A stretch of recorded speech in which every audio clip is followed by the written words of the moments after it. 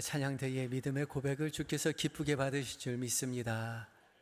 이 찬양이 거의 한 40년 된 찬양인 것 같은데, 저도 학생회 때 참 많이 부르고 문학의 밤 때도 부르고 들으면 들을수록 은혜가 넘치는 찬양이어서 오랫동안 우리의 마음 가운데 깊이 은혜를 주는 것 같습니다. 귀한 찬양 감사합니다.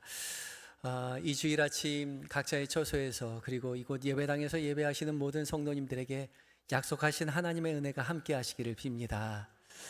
날씨가 좀 많이 풀렸죠. 지난주 영하 9도, 10도, 12도까지 떨어져서 너무 추워서 걱정이다 싶었는데 오늘 아침 일어나니까 영상 2도더라고요. 감사했습니다. 오늘 교회 오시는데 춥지 않겠다라고 생각이 들었는데 오시면서 좀 괜찮으셨어요? 다행입니다. 제가 지난 주간 온 세대 예배 드리면서 은혜를 참 많이 받았습니다. 어린 아이로부터 어르신에 이르기까지 한 자리에 모여서 함께 예배하고 기도하고 찬양하는 모습을 보면서 하나님 앞에 참 감사했어요. 제가 이렇게 행복한데 우리 하나님 얼마나 기뻐하실까, 그런 마음 연신 가졌습니다.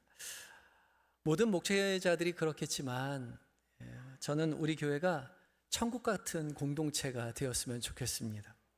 치열한 그리고 힘겨운 세상 살아가다가 하루 주님 앞에 나아가는 그 하루 주일을 꿈꾸고 소망하고 있다가 주일날이 되어서 천국 같은 공동체에 와서 함께 예배하고 서로를 위로하고 사랑 나누고 천국을 미리 맛보고 다시 세상 살아갈 힘을 얻어서 다시 세상을 향해 나아가는 그런 천국 같은 공동체가 우리 교회가 되었으면 좋겠습니다.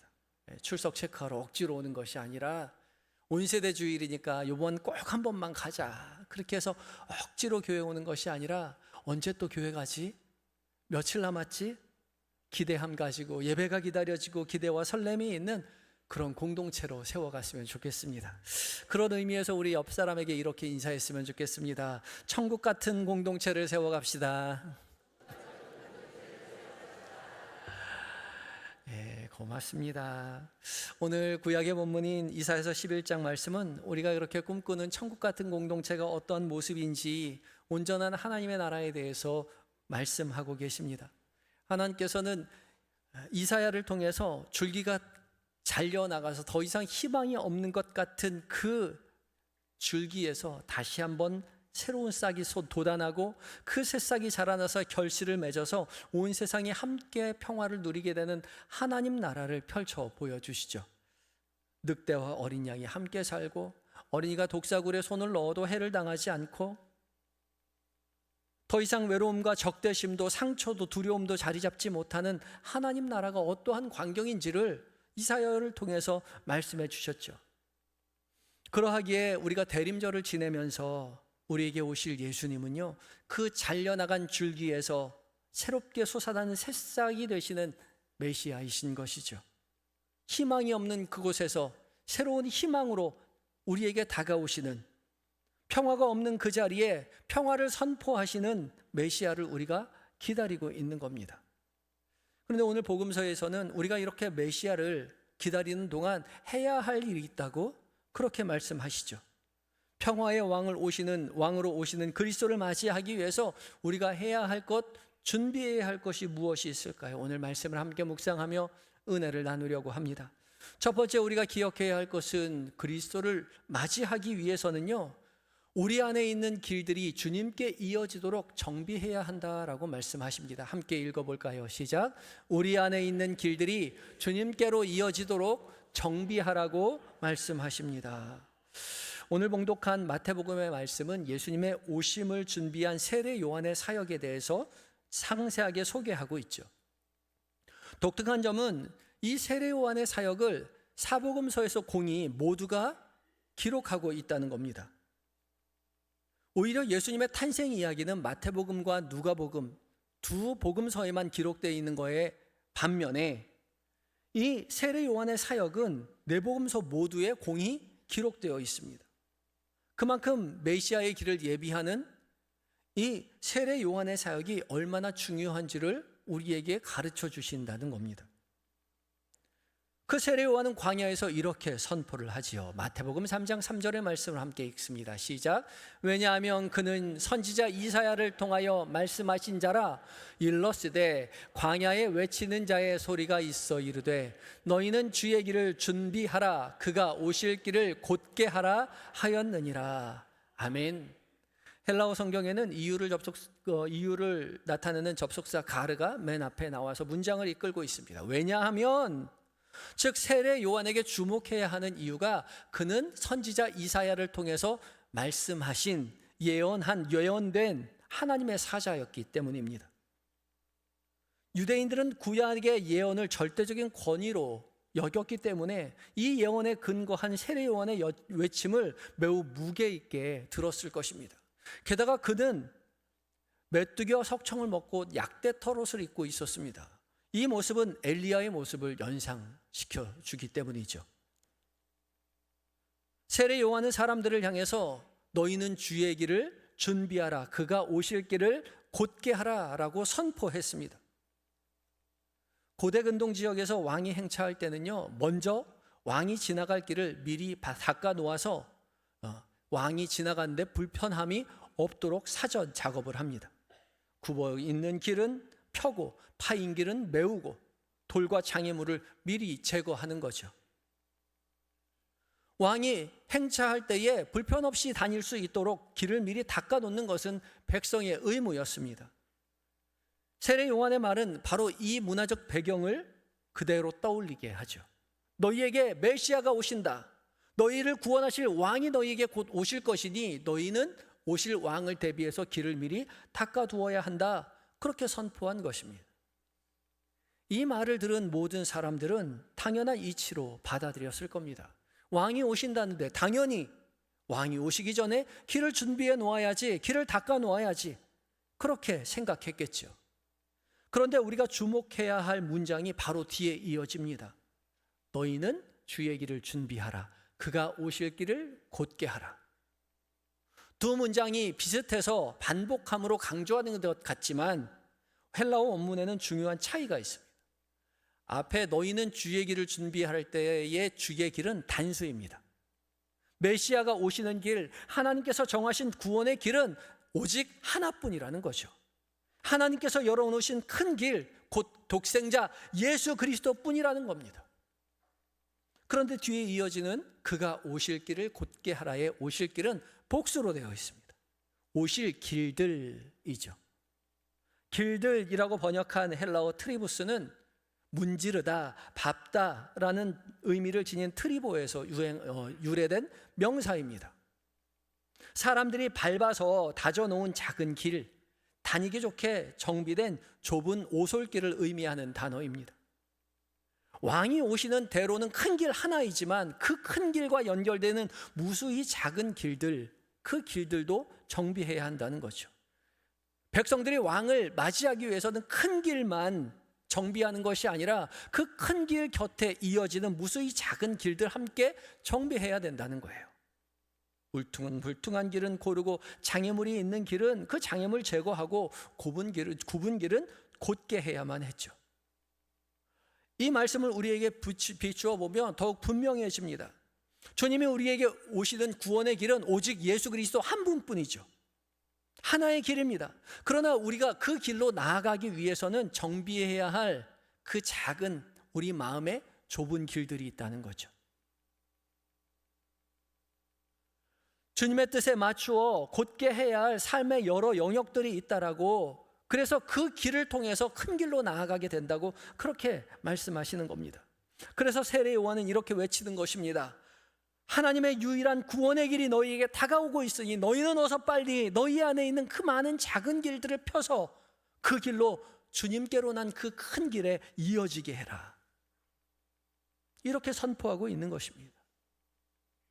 그러하기에 우리가 지키고 있는 이 대림절의 기간은 우리 안에 있는 그 작은 길들이 주님의 길로 이어지도록 곧게 정비하는 시간입니다. 우리가 이렇게 성탄목을 장식해 놓고 초를 두 번째 초를 붙여 놓았죠. 그리고 함께 주님을 기다리는 예배, 찬송을, 기도를 하고 있지만 우리의 마음이 정말 주님을 모시기에 준비된 길인지 돌아보아야 합니다. 우리의 주님을 모시기에 준비된 길인지, 그 길이 곧은지, 그 길이 주님께로 이어지기에 합당한지 우리가 우리의 마음의 좁은 길을 살펴보아야 된다는 거예요. 여러분은 대림절을 그렇게 지내고 계십니까? 그냥 시간을 흘려보내는 것이 아니라 주님의 오심을 기다리며 여러분의 마음의 좁은 길들을 깨끗하게 치워놓고 계시냐 말이에요. 올해 대림절에는 한 말씀 한 기도 묵상을 하고 있죠. 하루에 한 말씀 붙잡고 하루 종일 묵상하는 훈련입니다. 우리에게 이미 많은 말씀이 있습니다. 성경책도 많이 있고요, 신앙서적도 많이 있고, TV를 틀면, 핸드폰을 열면 얼마나 많은 설교와 말씀들이 차고 넘치는지 몰라요. 그러나 우리에게 이미 많은 말씀들이 있지만 단 한 말씀만으로도 우리의 삶이 충분하죠. 하나님의 말씀은 살아있기에 읽을 때마다 그 한 말씀이 다르게 우리에게 다가옵니다. 제가 묵상집을 만들 때 그 만들면서 받은 은혜하고요, 또 만든 다음에 새벽기도 전날, 다음날 함께 묵상할 말씀을 저녁 무렵 혼자 묵상하고 있을 때 받는 은혜가 다르고요, 그 다음 새벽에 여러분들과 함께 나누는 그 말씀의 은혜가 또 달라요. 그리고 핸드폰에 그날의 말씀을 저장해 놓고 매일매일 그 말씀을 하루 종일 묵상할 때 그때마다 말씀이 주는 은혜가 달라요. 하나님의 말씀은 살아있기에, 생명력이 있기에 하루 종일 다르게 느껴오는 거죠. 그 은혜를 여러분들이 느껴보셨으면 좋겠습니다. 그렇게 여러분들의 길을 하나님의 말씀 앞에서 곧게 하셨으면 좋겠습니다. 우리가 말씀 앞에 설 때요, 그 말씀이 우리의 삶을 비출 때요, 그 더러워진 우리의 마음이 보이게 되죠. 그 말씀 앞에서 우리의 마음이 변화되어야 된다는 사실을 뼈저리게 깨닫습니다.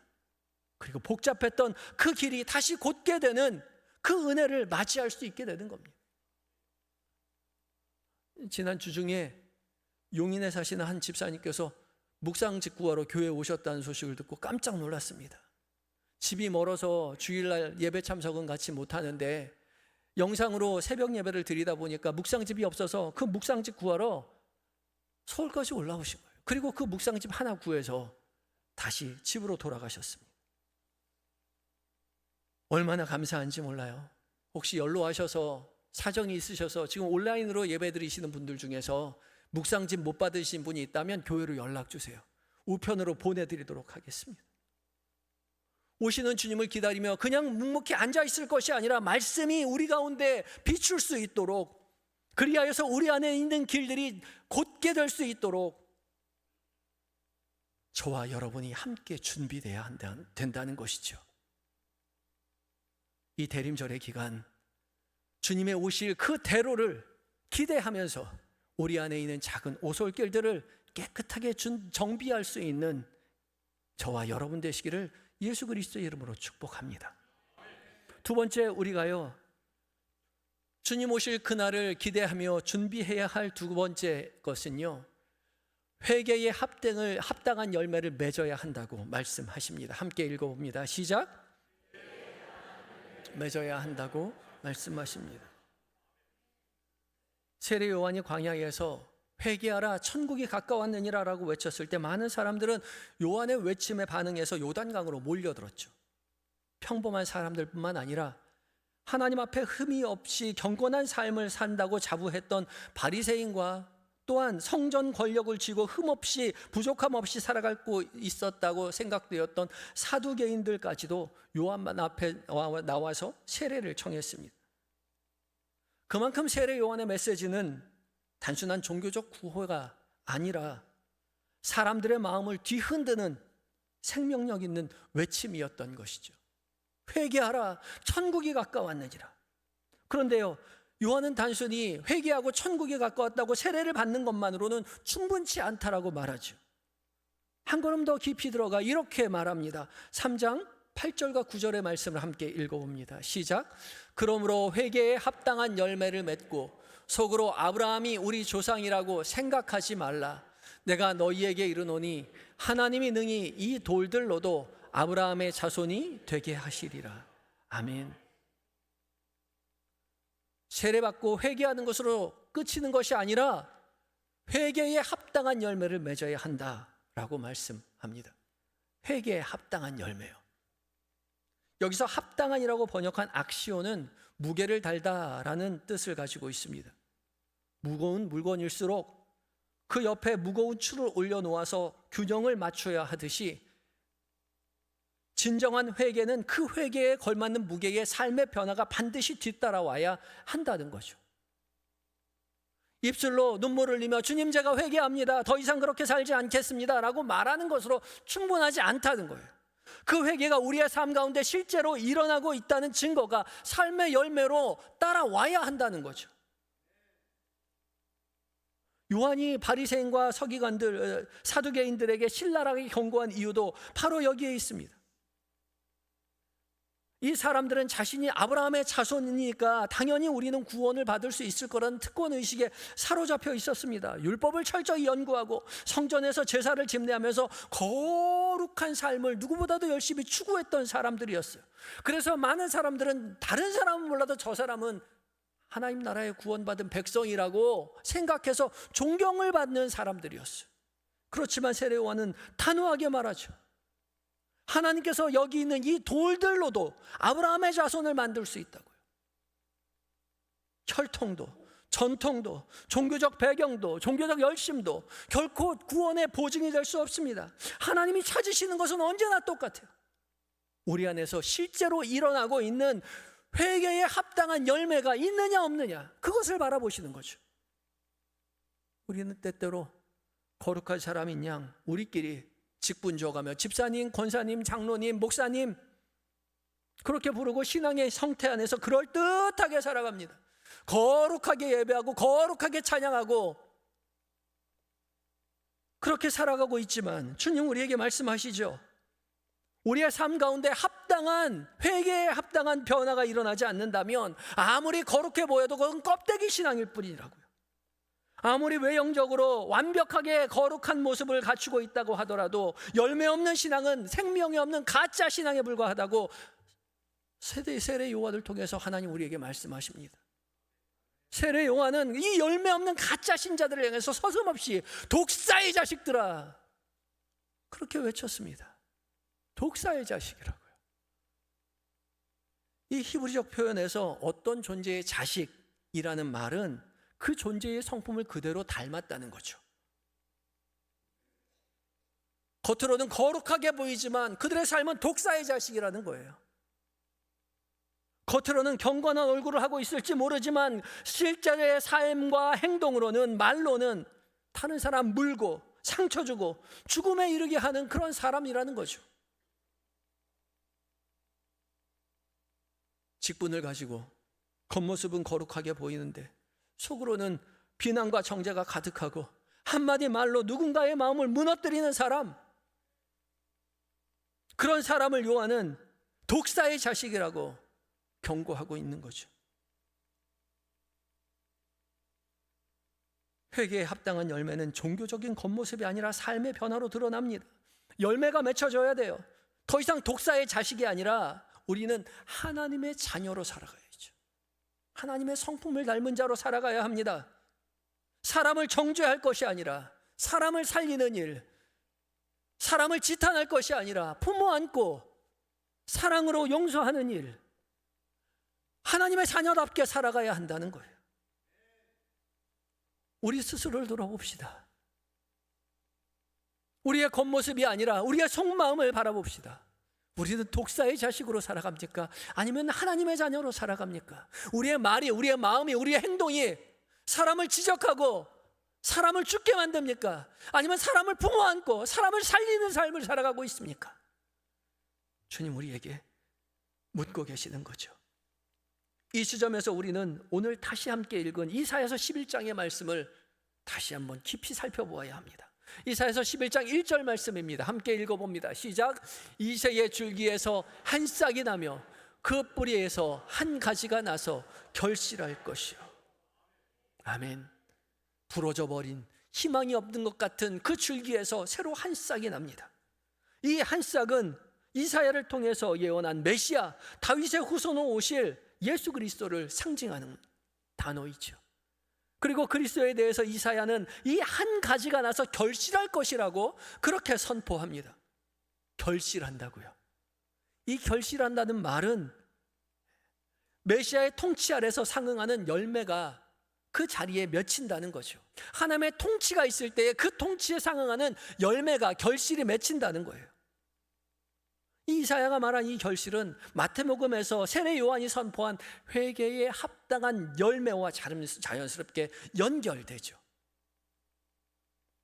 메시아가 되신 예수 그리스도께서 우리 가운데 오시면, 그분을 영접하면 우리 안에 반드시 새로운 열매가 맺히게 된다는 거예요. 하나님의 통치를 인정하는 사람들의 삶에는 열매가 맺힌다는 거죠. 이사야의 예언처럼 늑대와 어린 양이 함께 살아도, 어린아이가 독사굴에 손을 넣어도 아무도 해를 당하지 않는 온전한 평화가 그 삶 가운데 이루어진다는 거예요. 더 이상 물고 상처 주고 죽이는 독사의 자식과 같은 삶이 아니라 서로 용서하고 이해하고 감싸주는 하나님의 나라가, 하나님 나라의 통치가 있는 그 자리에 임한다는 것입니다. 이 나라는 단지 먼 미래의 환상이 아니라 예수님을 마음에 모신 사람들로부터 조금씩 일어나는 삶의 현실입니다. 회개에 합당한 열매를 맺는 사람, 마음의 길을 곧게 펴서 주님을 맞이하는 사람, 그 사람의 삶 가운데는 이사야가 본 하나님의 나라가 이미 싹트고 있다는 거죠. 싹터야 한다는 거예요. 열매가 맺혀져야 한다는 겁니다. 그러므로 대림절은 단순히 앉아서 오실 주님을 기다리는 시간이 아닙니다. 우리 안에서 하나님의 나라를 기다리는 시간입니다. 진정한 회개로 하나님께로 돌아와 하나님의 자녀답게 변화된 삶을 조금씩 연습하는 시간입니다. 성령 하나님께서 도와주실 것이라고 약속하셨습니다. 회개에 합당한 열매를 맺으라, 명령형으로 되어 있습니다. 명령형은 한 번 하는 것이 아니라 지속적으로 나타나는 삶의 변화, 참된 회개의 증거가 계속 이어져야 된다고 말씀하시는 겁니다. 이사야의 예언대로 하나님께서 우리를 무한히 용서해 주신 것처럼 하나님의 다스리심을 인정하는 우리 모두 독사의 자식이 아닌 하나님의 자녀로서 살아가야 합니다. 우리도 서로를 용서해 주고, 우리를 품어주신 주님의 모습 그대로 우리도 서로를 품어주고, 이 땅의 평화의 왕으로 오신 메시아를 닮아가는 회개에 합당한 열매가 우리의 삶 가운데 있어야 합니다. 열매입니다. 열매는 노력을 통해서 오랜 시간에 걸쳐서 맺혀져 가는 것이죠. 대림절 둘째 주일을 맞아 오시는 주님을 기다리시는 사랑하는 한영의 성도 여러분, 오시는 주님을 기다리며 우리 마음의 안에 있는 그 좁은 길들을 곧게 정비하시는 여러분들 되시기 바랍니다. 더 이상 독사의 자식이 아니라 하나님의 자녀된 자로서 서로 이해하고 용서하고 품어주며 하나님 나라의 공동체의 모습을 세상 가운데 선포하시는 저와 여러분이 되시기를 예수 그리스도의 이름으로 축복합니다. 기도하시겠습니다. 자비로우신 주님, 오늘도 말씀으로 우리의 마음을 비추어 주시고 우리 안에 주님 맞을 길들을 곧게 하라고 말씀하여 주신 은혜에 감사드립니다. 우리의 겉모습만 거룩하게 꾸밀 것이 아니라 참된 마음의 회개로 변화된 삶을 살아가게 하여 주시옵시고, 더 이상 독사의 자녀된 길을 버리고 하나님의 자녀답게 사랑하고 용서하며 평화를 세상 가운데 선포하며 살아가는 우리 모두가 되게 하여 주시옵소서. 우리를 위해 이 땅 가운데 오신 예수님의 이름으로 감사 기도드리옵나이다. 아멘.